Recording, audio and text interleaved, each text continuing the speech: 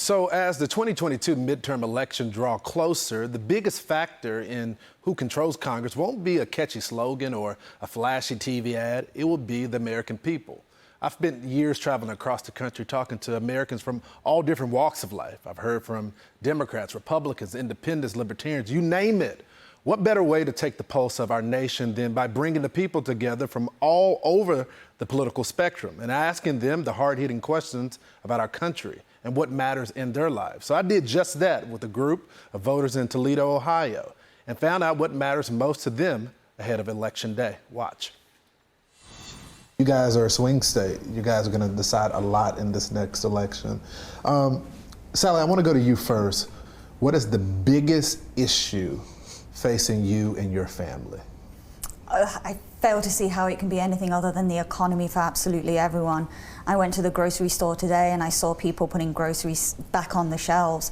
It's absolutely heartbreaking. Tony, what's the top issue for you? I think inflation. I mean, being in the business that I'm in, between that and supply chains, everything that we're purchasing with any kind of market, beef market, poultry market, anything with oil, is just astronomical. We're paying 2.5 times what we were paying 2-3 years ago. The biggest issue for me this election is bodily autonomy. We are sliding backwards in this country, in my opinion, with the right to abortion is not just the government intruding in my healthcare decisions, but we also hear that that kind of opens the gateway for them to decide what kind of birth control people can or cannot use, and then even who someone chooses to marry. As a parent and education professional, obviously there's so many hot issues on the seat for the education realm, and just the importance of those issues for me are straight from my heart. Education is one of those things that you can't chinch on, that it has to be in the forefront because educating our children is the future. The economy, hands down. Let's just look at it. The stock market is down almost 25%. Everyone's portfolios are down.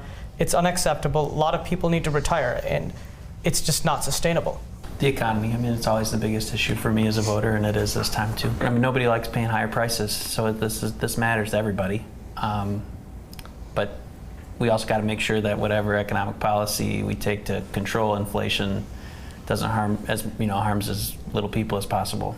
We all know the political debate of red states now sending some of the legal migrants to Democrat cities. So this is one of the top issues that's going to be facing this next election. So who handles the issue of immigration the best? I'm going to mix it up a little bit. Gotham, I'll start with you. Republicans. All right, Mac. Democrats. Sally. Republicans. Lori. Democrats. David. Democrats. Daniel. Neither. Neither. Okay. Tony. Republicans. Why did you say neither?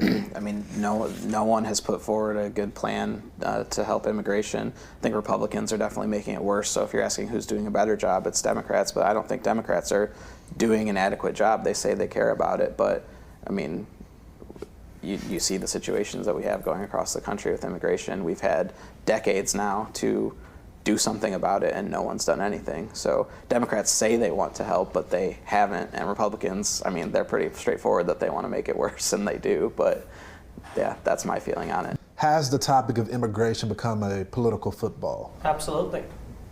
Yeah, absolutely. 100%. I don't know if, I think I would agree on the basis point that the gentleman said, that this is about human lives. Yeah. And if you're talking about human lives, more migrants have died trying to illegally cross the border this year than they did under the Trump administration. The policies that the Trump administration has, you might not like them, but they actually save lives. So if you care about saving lives, Republicans handle it better than Democrats.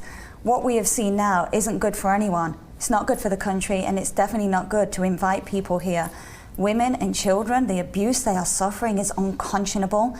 And you're right, because of the politics that are involved, the blue check marks on Twitter no longer care about these people. They will care if it's a Republican president, and that is absolutely disgraceful. Gotham, what do you think is driving all this crime across the country? Well, I mean, if you think about it, inflation is going up, soft crime policies. I mean, with the way the situation is, people are forced to make certain decisions, and when there's no accountability for these actions, people are more likely to just commit them. When it comes from the top administration, it comes from the President of the United States and your Vice President, Kamala Harris, criminals are going to see that. Of course, when you see the chaos that took place in most of these blue states of the Democrat governors and stuff not controlling their cities, not controlling their state, of course they're going to do it. And when they say, you know what, we're not going to prosecute you, we're going to let you go, everybody will say that and be okay with it until it comes to your front door. And when it comes to your front door, your opinion's like, man, these guys need to be arrested, these repeat offenders, he's in my yard. When you get scared of that, that's when you take a stance of like, man, I don't like this anymore. This has come to my home, my city, and it's absolutely out of control. But I guess when you look at the climate right now and the crime going up all across the country, did the advocates take it too far? Or were there just a lot of voices that were really small voices that said, listen, we want to empty some of the jails? Where do you fall on that? Is there a balance Obviously, there? this is like huge generalization, and we're talking about a like extremely complicated subject. As far as criminal justice reform goes, we need to do everything we can to prevent violent crime. We need to lock violent criminals up, and for nonviolent people, there needs to be a path to rehabilitation. But when they are repeat offenders, when they do continuously, break that, then that's when I am for, harsher sentencing. Lori, if you had the opportunity to shape and mold a candidate, what would that candidate look like? What would be the value system of that candidate? They need to understand the needs of the communities and respect all people within that community and want to reach out and lift everyone up and make sure that everyone has resources. Yeah. David? I would say a candidate who has the ability to meet people where they are. Someone who has the ability to, someone who has the ability to compromise. I think that's something that compromise is actually kind of seen as a weakness between a lot of voters today and a lot of Americans. And I think it's no secret that, we're probably as divided as we've been probably since the 1850s. And so, to me, I would want somebody who would be able to meet somebody where they are and say, okay, I may disagree with you, but this is some common ground that we can meet on. And I think that if more politicians had that attitude, we could get a lot more done in this country. Yeah, common ground, that's not a word I've heard any in New York, Washington, or anywhere. It needs to make a comeback. Hey, Sean Hannity here. Hey, click here to subscribe to Fox News YouTube page and catch our hottest interviews and most compelling analysis. You will not get it anywhere else.